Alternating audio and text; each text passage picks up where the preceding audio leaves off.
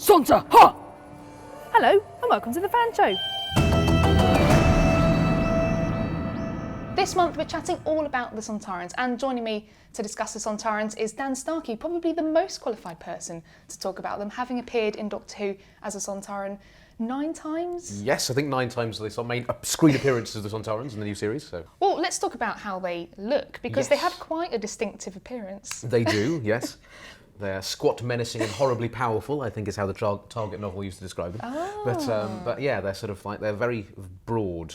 They're broader than they are tall. The first Sontaran links, yes. I particularly love, because the prosthetics in that are quite. You've got the hairs. You've got it's quite wet as well. It looks quite wet. Yeah. And he's quite nasty to look at, yes. because he does say, you know, I don't think my appearance will be pleasing to you. Yes. In the My episode. appearance will not be pleasing to you. Yes. And it's really not. It's really not. Yeah. And he takes it off, and you're just like. And there's Yes. that amazing shot where he like turns around and he's all like. Yes.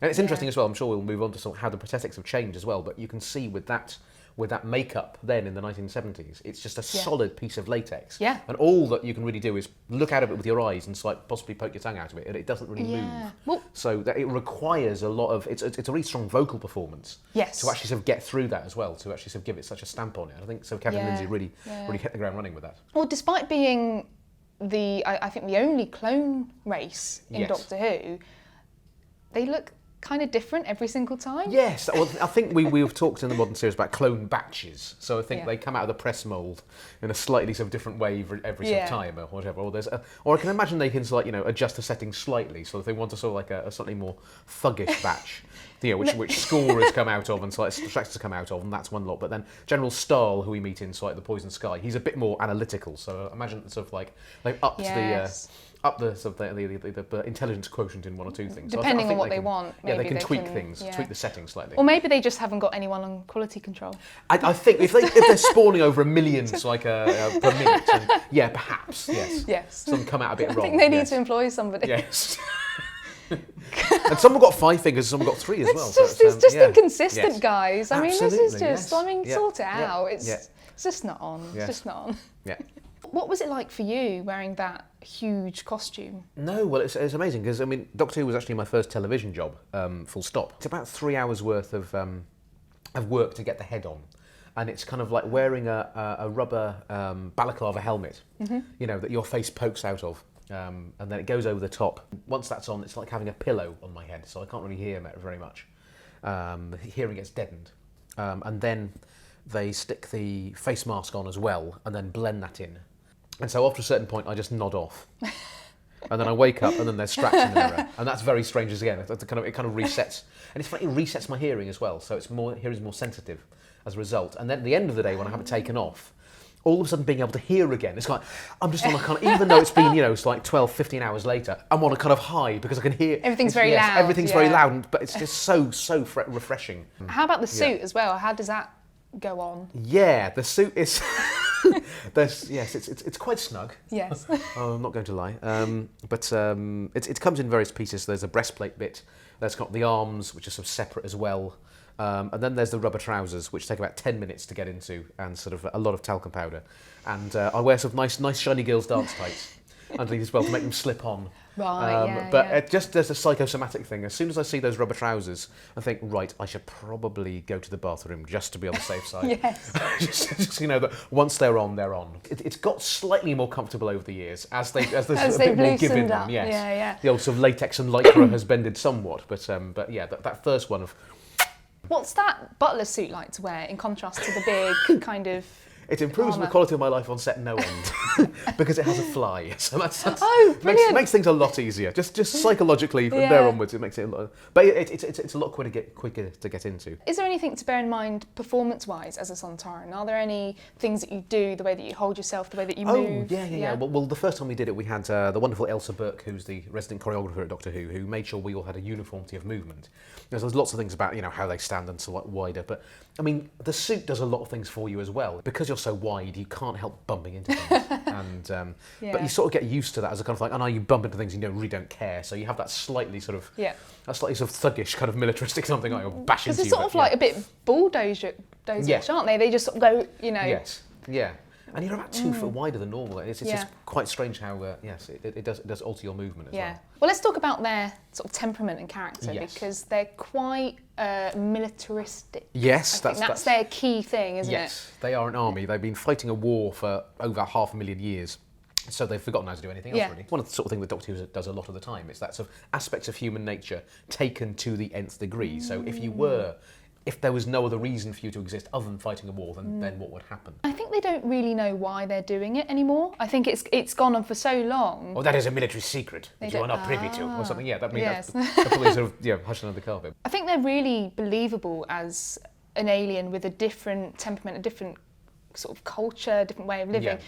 Also because of how they interact with humans and how they don't get things like the fact that there's 2 genders. What is a throwaway sort of gag in that? So like, the female has the thorax is of a different construction. Women's chests are different from men's, and all that sort of thing about. You have a secondary gender. Yes. Interesting. It is an inefficient system. You should change it. Then it's like in the modern series, Stephen has really run with that as a kind of Strax really doesn't get it. Sort of like I love how he calls Clara a boy. Everyone's boy. Yes. Yeah, and it's funny actually. I remember sort of like saying with Jenna that's like Strax and Clara seem to have a bit of Strax doesn't really understand it. But he gets on with Clara for some reason, and I think there is. I mean, we always used to sort of joke as well. Is that's like if Strax does actually, because he's only 12, when he does actually start hitting adolescence, then what will actually happen? It's like when Strax hits puberty, then it's going to be a slightly different. Yes, because perhaps Sontarans don't live that long to actually. Because I didn't know that about Strax. I didn't know he was as young as that. Yes, I'm only 12. I've had a good life.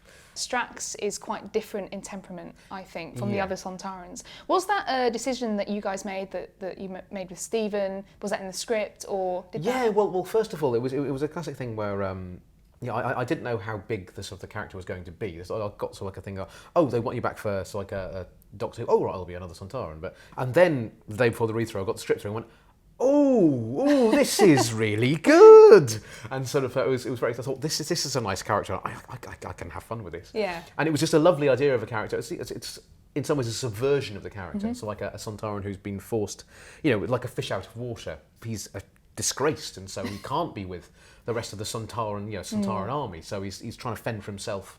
In sort of in the situation where we first see him, and also being a nurse as well. It's that lovely sort of thing of, which Stephen does of subverting it. But he's very, Do you think the Sontarans could come back in Doctor Who with Strax, maybe on a sort of on an opposing side? Well, this will be the interesting thing to see whether or not he has become.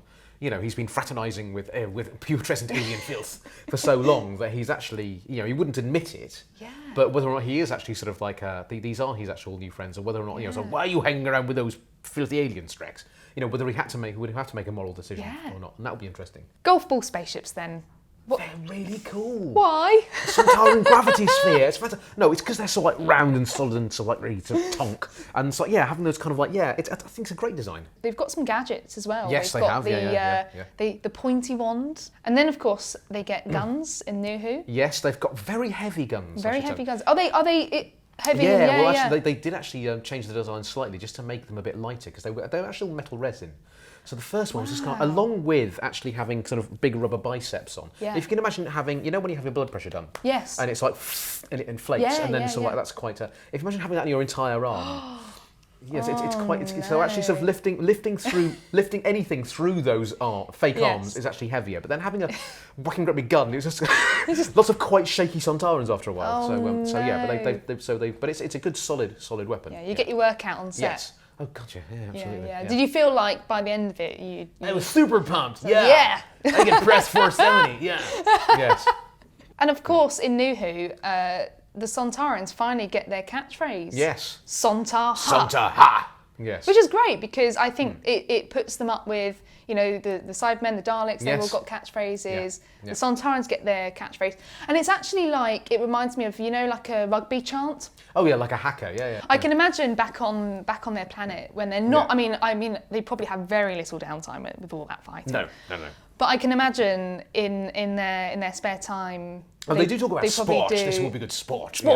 Yes. Yeah. They probably do like ball games like rugby and stuff, but it's probably like really violent with like guns and spiky balls and bodybuilding probably like a lot of competitions. Yes. Where they oil up their suits. Yes. Yeah. And I thought that sort of, we did think as well that like in Paternoster Row, Strax has kind of got a cupboard underneath the stairs where he lives. And on the inside, he's probably got some posters for. I think we probably likes Gilbert and Sullivan. Lots of very hearty sort of Gilbert and Sullivan, and also lots of posters of Victorian strongmen. Yes. He doesn't quite know why he likes them. It's like there's this kind of like blokes with moustaches, like sort of doing this. Yeah. Amazing. Well, the Sontarans have one very obvious weakness. Yes, they have the Achilles neck. They have the probic vent. The probic vent. Yes. It's like why haven't they invented a cover? I don't or know. Just something like like a fire alarm. They have a cover, safety covers, so somebody doesn't accidentally knock into it. Yeah. Well, I think in the new series they've got a good explanations. Like it makes them brave. They always have to face their enemies, sort of face on, which is a nice way of getting around it psychologically. Yes. But still, it's a bit of a design flaw. It is. It's a gaping hole. Yes. Which is good for knives and arrows and just mallets. I think to actually. Yes. Disorient. Why? But yes, and they feed through the neck. So they can eat energy. Sort of like I think Strax talks about eating horses, so I think he can sort of can use his alimentary canal if he wants to, but presumably it's not the primary way of refueling. Yes. Yeah. It's just not on. It's just you're not going to win the war with the gaping hole on your neck. No. What happens if they win the war?